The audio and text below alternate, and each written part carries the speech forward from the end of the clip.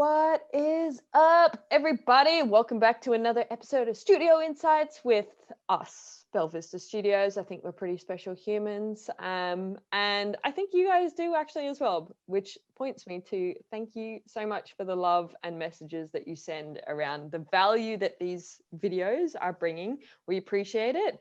It's nice to hear that it's adding value to you guys as well as our lives. So this is an opportunity for us to ask questions and help improve ourselves and learn from each other. So Vic, I'll throw to you. Do you have a question for us today? Yes. So I have a question for Hannah, but Kim, you might have some advice to add as well. So Hannah, you've started taking on the role of project manager in more projects recently. And I don't know if you feel it, but I've noticed that I feel like your confidence has grown a lot in a short period of time dealing with clients for the projects that you do manage. So I just wanted to find out what advice you have, or what have you done specifically to get you from maybe being a little bit afraid to deal with clients to confidently being able to pick up the phone and call them, or send them an email, or just do whatever you need to do with them. Good pick up too. I definitely do feel like I've gotten more confident, which is cool. That's a good question because I haven't completely thought about why. I think one of the things is, so Kim taught me this, just focusing on the facts. So it's not around whether you're saying the right thing, being nice to the client, or doing a favor, or worrying about all of those interpersonal sort of things. You can still be a lovely human being and be yourself and use the facts that you have to guide the conversation. Whereas in the past, I sort of went into the conversation and thought I don't know what's going to come up, and what if I say the wrong thing? Whereas now I'm I write down the facts before I speak to them, and if there's something I don't know, I know that I can just say look, I'll look into that for you and get back to you. Yeah. So I think now that I sort of have that framework, it's helped me be a bit more confident. What else? I think just the more you do it as well. There was definitely phone calls and situations that I didn't feel comfortable doing. I didn't want to, and I didn't feel comfortable. But I knew I wanted to get to a space, my future desired space was to be comfortable with it. And for me, that means doing it over and over again and getting through that discomfort and being okay with that discomfort. So I think it's been that as well, just putting myself out there and being okay with feeling nervous and not being sure, because it always does get easier. If you think about things that you used to be nervous about, you might feel completely fine with it now, and that's just from doing it a few times and understanding what situations you may experience and how you could respond. So yeah, I think it would be that.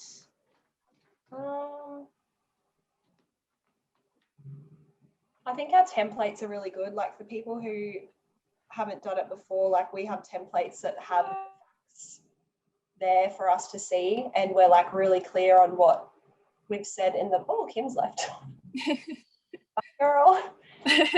The emails that we send, we're very clear and purposeful what we need them to do and what the expectations are and the scope of the project. And I think if we didn't have those clear guidelines and emails sent, then I'd be a lot more nervous, because I'd be thinking should I let them do that, or is it okay for that to happen, or should we do the extra work, where because we do have such clear guidelines, it's all there for me to read from. And yeah, that makes sense. So I think that's probably it, but it definitely is just practice. I've found so many things, you need to do it no matter what people say to you and tell you, just use the facts and you'll be fine. You just got to do it. You just have to push through that discomfort, I think, and you'll feel better about it as time goes on. Yeah. Very nice. It does make sense. I feel like it is easier if you have structure to things. You're not, when you make a phone call, when you send an email, you have a goal for it. You know exactly what you want to get out of it. And that kind of removes any, well, not all of it, but removes some of the nervousness around how it's going to go or what you should be saying, because you know exactly what you want to get from it all. Yeah, definitely. And I think if you believe in it, for example, if I had an issue with the way that we did something and it didn't align with me as a person, it wouldn't be right. So if it doesn't feel right for you, like sorting that out before you have that conversation. I think because if you know you're in the right and you know it's going to benefit the client and you, like you should be comfortable with having that discussion. Yeah. So yeah. No, I feel like it is definitely harder to be confident if you're not confident in what you're saying, like what you're asking or what you're saying or what you have to tell someone. Fully know what. Yeah. Anything. Well, how, like, because I know you had a meeting with a client. It was like an hour meeting with a client a couple of weeks ago. How did you feel in that situation? And did you learn anything from around confidence? Well, I was really nervous for that, but I guess it was the same kind of thing. Like I had a list of things that we needed to talk about, and I'd made notes next to each thing of what I wanted to find out from them, and also like what I needed to communicate to them for like my point of view. So I had like a goal for each thing for what response I needed or what I needed to know for me to like take action after the call. And yeah, I think that really helped because we kind of just got on the call, like got straight into it, worked through each thing one at a time, and then it was over. And they were super nice and friendly, and I didn't really need to be scared. But yeah, I'm the same. I think it is like the reason I'm not confident is I'm like, what's going to come up, or like, what if I do say the wrong thing, or even on like these, like on Studio Insights, sometimes if like being put on the spot with things, I don't communicate as well as I would like to. So I'm always like worried about that. But I guess if you actually know what your goal is, then even if it doesn't fully come out 100% how you would normally like to say something, you're still going to get what you need and they're going to get what they need. Well, from my perspective, you're very good at explaining yourself and answering questions. So that could be a limiting. But yeah, I think maybe like it's okay if you're like, wait a minute, like that's not right. Let me stop and like think about that. Like just give yourself permission to not be like perfect in that first response every single time. Yeah. Like sort of how you think, Kim. Like just be human. If you don't know or you need to think about it, just be like, oh, actually, I'm not sure. I need to think about that. Good advice. Welcome back, Kim. Thanks. Yeah, that I have to like recognize you both for that sort of stuff, because I think what is playing out is everything that we talk about in these chats. You're getting the opportunity to execute and experiment with them now in the real world, and that's where the things that we're talking about, you're doing it, and you are doing really well. And it is because you take the time to plan and you think about things like, what are the facts, not the emotions? And what is my goal? What is the intent of this phone call? What's the intent of this meeting? What's the intent of the email? And what do I need at the end of that? And I think the opportunity that you're having to practice is helping you become more and more comfortable in that space and get those wins under your belt and just do what's always been there anyway.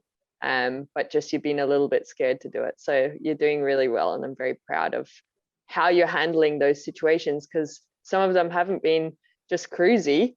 They've been challenging, especially with, you know, project management and stakeholders. There's other people involved and there's lots of consequences when things don't go right. But by doing the things that you both have shared, you're just managing it to exceed lots of teams, lots of people that are experts or have qualifications in those particular roles, which is really, really cool. So keep going with it. It's working what you're doing. Yeah, our process is just so good. Like it's so clear. Like with the project management I've been doing, I was saying to Victoria when you dropped off before, like our emails are so clear, and we've learned over time like what we need to cover, and we know like what's right. Like we know in our hearts that what we're doing has a good intent for us and the client, so it makes it a lot easier. I think it'd be harder for people if they didn't have like clear processes and like changed their decisions depending on the client. Like I just love that it's just so clear. So I guess like if you do struggle with that, I think processes and having the facts and knowing what's right for you, having that very clear makes such a big difference. Yeah. And I think that's one thing we do quite well is when, you know, people always say lessons learned at the end of a project, but whenever we have a lesson to learn, we're like, okay, right, we'll do what we need to do now, but what do we also, part of that is what do we need to put in place for next time so that it doesn't happen to us again? So, you know, this didn't work as well as we wanted it to. So how do we improve that? Okay, we'll put that in the email template so that we remind ourselves, or put that in the process. So we're creating that space, because we can't expect to hold on to all those things for the next time that it comes up. So if it's just there, you have your checklist and you can just pick a mix or eliminate the things that aren't relevant. But lessons learned, that continuous improvement, just make your life easier. Yeah. Cool. That was very good. Lots of practical advice. Yeah. But one of the things that you brought up, Hannah, was around like Vic's ability to, it was linked to the question I wanted to ask you, Vic, which is you have a great ability to see through the noise and simplify and just see like either the facts or the problem. And I was wondering, what is your process? How do you do that? Yeah, you were so good at that. All this fluff and you'll be like, one sentence, this is what. Like, yeah. I don't know. I feel like it's just, maybe I've just got a simple mind. I'm trying to think of like what actually goes through my mind, because I feel like it does sort of come naturally. I'm just a blunt person. I feel like you've always had it, Vic. Even when we were younger, like you always just knew exactly what, like the core was. Yeah. What do I do?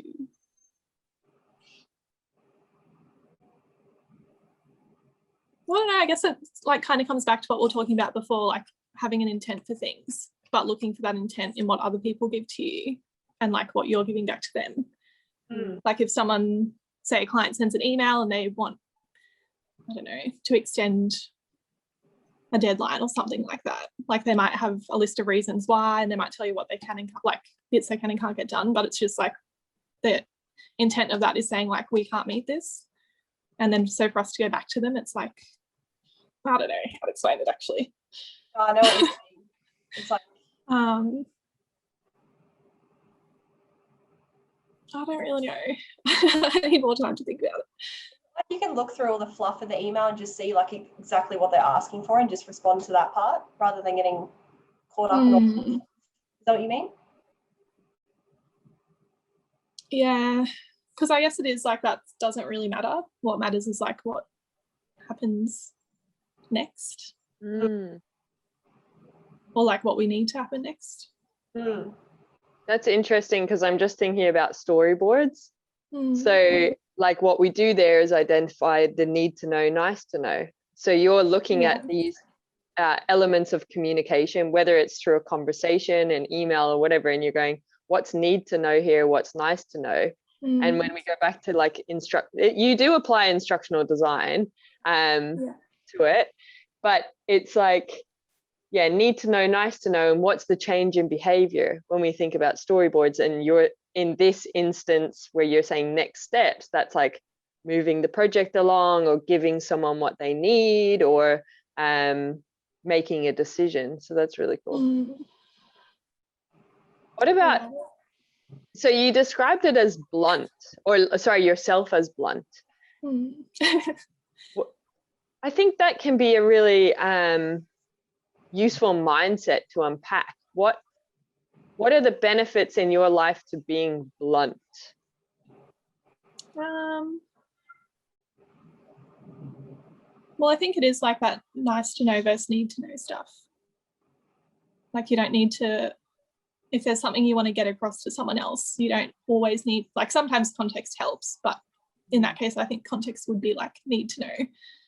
But you don't always have to communicate with like 20 sentences when you just want to say one thing, like just say the one thing.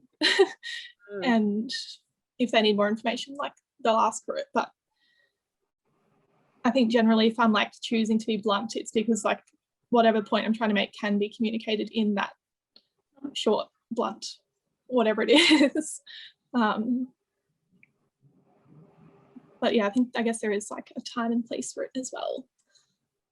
Well, I was just going to say if there is an emotional situation, whether the emotion is valid or not valid, because that's everyone's experience, but just say it is like a high, tense, stressful time, and you're able to go, I get that, but I'm going to be blunt right now. Like, does anything go through your mind around how you might offend the other person because they might be looking for support, or like they're in a venting situation, for example?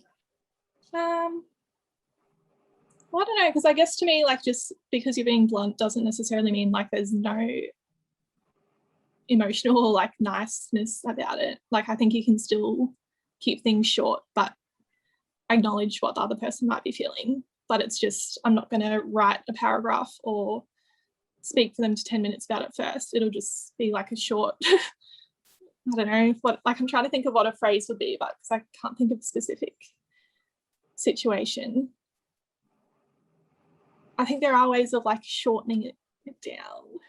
I don't know. I don't think I'm explaining any of this. No, well. I think it's really cool. Like, I love it because it's kind of permission to understand or to operate from a place of love, but you don't need to have all the fluff, and you can say what you need to say from a place of love that doesn't offend, because it is coming from that place of love. That's how I kind of summarize what you're getting at the moment. Yeah. Well, yeah, I think just being blunt doesn't always mean like you're direct and like a bitch about it or anything like that. But yeah, you can still definitely incorporate like a niceness in it, but it's just not banging on for ages and ages about stuff that doesn't really help. Yeah. And I think that's like also an interesting discussion around what is the word stigma around words like blunt, because we do have a negative reaction or response to someone being blunt, but at the true core of your behavior when you are blunt is you're realistic, you're factual, and you're solution focused. Aren't they really positive things? Yeah. That help the world be a better place? Like, I think it's just an important thing to understand that, the meaning that has been associated to words, we need to catch ourselves on that. And what is the true essence of the intent behind this person's behavior? Yeah. Well, I'm just thinking like when we have looked at emails together that we're going to send to clients, and we'll all say like, that sounds a bit harsh, or like we should reword that.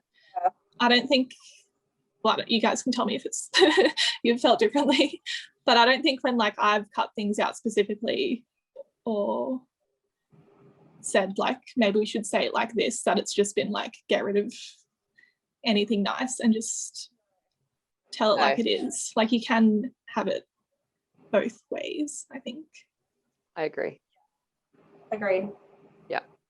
And that's why like what we do, it is human-centered design, is can you please read my email and tell me how you feel when if you were to receive this, or to walk away from something and come back and think about how someone may receive that message, to validate, are we still coming from a place of compassion and also solution focused?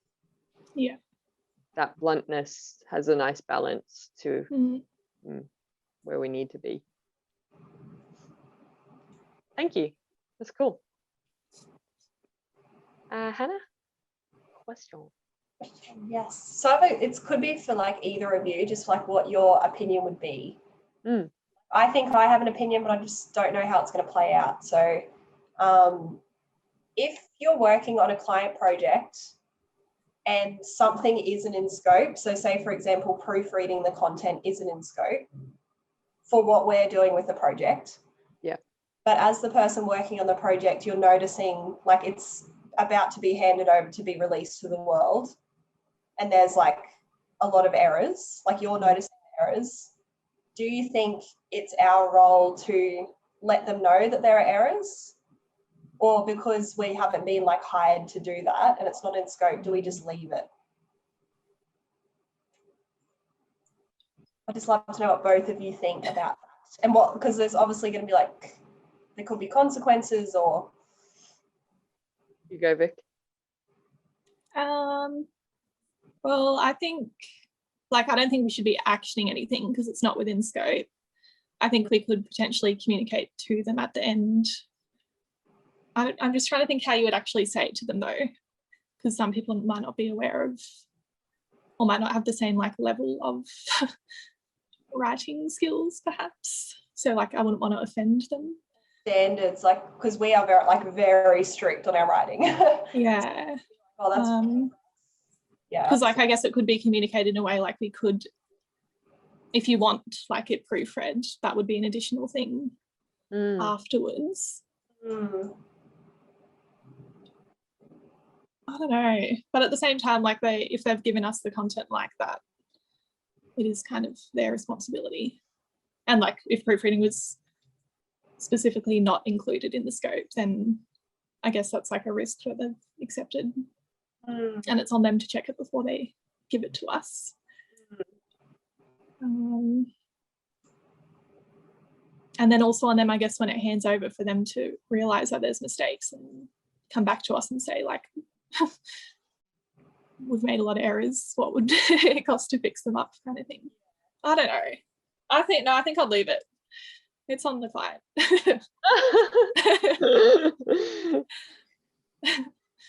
And if they don't pick up on it, then they obviously don't care enough, or it's not like a priority for them to get it fixed. If we hand it over and we know that there's errors, and whether they accept it or they don't, like that's on them, I think. I don't know. Yeah, I think it's like there's times when you don't know what you don't know.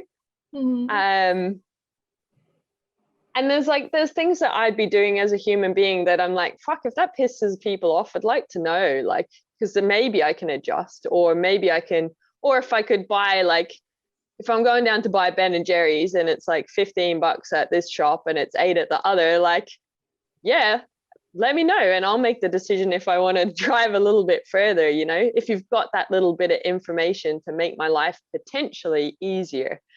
Yeah. So how I see that is, it's not in scope, which means that we don't action it. However, we have a responsibility to inform people that we notice these things, and the way we do things is like, we'd actually improve this in this way. It's not out of the scope, but just keep it in mind. It's not part of the current scope, but keep it in mind as you review, because maybe it's an improvement you want to make. So you can say, like, I know, so if we're handing over, say, a storyboard, we've received, no, not a storyboard, we've received a storyboard that is proofread and 100% accurate, and we're just developing a module, for example. And as we're going through, we notice full stops missing or whatever, right? Errors. It's not in scope for us to change those normally as part of the scope. But when we send it back for a review, we could say, hey, just a heads up that this, we have noticed that there are errors, and that this, like, it's likely that you don't want to put it out to the world with these errors. Here are some options on how you could proceed. Number one, we could, as part of our thing, do a scope variation, and we could actually improve these grammatical errors and spelling errors for X amount of dollars. Or number two, when we hand over the file, at the end, you'll need to jump in and make these changes, or we recommend you jump in and make these changes before it goes live. So I think we have a responsibility to let people know, and then and give them our recommendations based on our awareness of what they might be, and then the choice is over to them on the next steps. Okay, so do we, like, because we have that in our review, like I thought that was covered where we say, like, check that the spelling and grammar is satisfactory. That's not enough for all clients in, like, going into the future. at the end, you mean? Like when we hand it over for review, so say we've like developed whatever they've given us. Yeah. When we hand it over for review, we do say like spelling and grammar is satisfactory. If it's part of the scope. So that's the important thing probably that people want to realize is, you know, have you scoped to proofread and check spelling and grammar? And it's a hard one because different people use grammar differently. There's different ways, punctuality on dot points and things like that, you know, and it can be in a client style guide and it may not be, and there's lots of room for interpretation with something like this. So therefore you've got to make a decision on, is this a responsibility I want to have or not? And one way you can do that is, say, a lot of organizations will have a like a marketing and comms team. And so when they go, we've got the subject matter content in here, subject matter expert content in here, you can say, oh, my recommendation is that you send it on to your comms and marketing team and they go through it and make sure that it is aligned with how all of communications happen across your organization. Yeah. So that they are getting that quality thing happening. Maybe they don't have access to it, so you can offer it as a service, and potentially you want to think about putting a buffer in there for that room for interpretation of, for example, I know a common one that is so inconsistent across clients is dot points. And is it a capital at the beginning of dot points, all dot points, or is it lowercase? Is it a full stop at the end of all dot points or not? And lots of clients have very different rules around that. And even if it's in their style guide, when we send things for review, the stakeholder that we're working with will have their own personal opinion. And then we're saying, but your style guide says this, and you're saying this, and they go, well, I want it my way. So that's difficult as well. Like, that's a scope thing. So yeah, I think you have to be very clear and think about this through your scoping, put it in your contract so it's very clear on what your role is and what your role is not, and what the client's role is and what the client's role is not, so that there is no miscommunication around this. And then when you go to hand things over, you can say, hey, I noticed these things. I just want to bring them to your attention. These are potential next steps. Yeah, okay. Because I think it comes down to being a good human at the end of the day. Yeah, well, that's what I was feeling. I was like, I feel like I would want to know if I was them. Yeah, and it, like, you don't know what you don't know. So like, they might not have looked at it from that perspective. So I think we have a responsibility to be helpful, like you're feeling probably. Yeah. Okay. But not do their job for them. I want to be a good human as well. It's too late. You are the devil. Future projects now, because like we've been talking about, it's either you proof or you don't proof. Yeah. But I guess if you do, even though we're not proofing, if we do notice things like that, we can do the right thing and at least bring it up with the client. So it's probably something. Yeah. Improve. Cool. That's it for me. Cool. All right. Good chats. I liked it. Good humans. That's what yous are. That's why it is a good chat. So yeah, thank you for sharing. I'm sure lots of people found this valuable, and I learned a lot. It was nice because I get to like learn from you and also get new ideas and check some of our stuff and how we can improve. And yeah, it's really valuable. So appreciate the sharing. Thanks everyone for watching. If you want to support us, you can jump onto the Creator Hub and check out things that actually support you more than they support us. So there's heaps of resources and templates on there that we use when we're talking about like the email templates and stuff like that. Storyboard templates, the UAT, user acceptance form, like those resources are on there that actually probably summarize a lot of the conversation that's happened today. So you'll probably find those quite beneficial. So get onto the creatorhub.belvistastudios.com and download those things. Thank you for your continued support in choosing to learn with us at Belvista Studios. We appreciate you. And I I'm feeling a lot of love for you two right now. So just want to let you know you are amazing. I'm very grateful to have you on the team. What's up, awesome human? Thank you on behalf of myself and the Belvista Studios team for continuously choosing to learn with us. We really appreciate it. If the tips and the insights and the context resonate with you and you want to take your skills to the next level, or you want to make your life way easier, you will love our Creator Hub. The Creator Hub is a place for people like you and us. Basically, it's the stuff that we use internally at Belvista Studios, and then we just share it publicly with you. The Creator Hub is created by instructional designers for instructional designers, and what you'll love there at the moment is we've got a quiz, Could I Be a Better Instructional Designer?, that has so much tips in the feedback if you're interested in human-centered design or just taking your skills to the next level in terms of the solutions you're creating and the problems you want to solve. But in there as well, aren't we cute? That's us.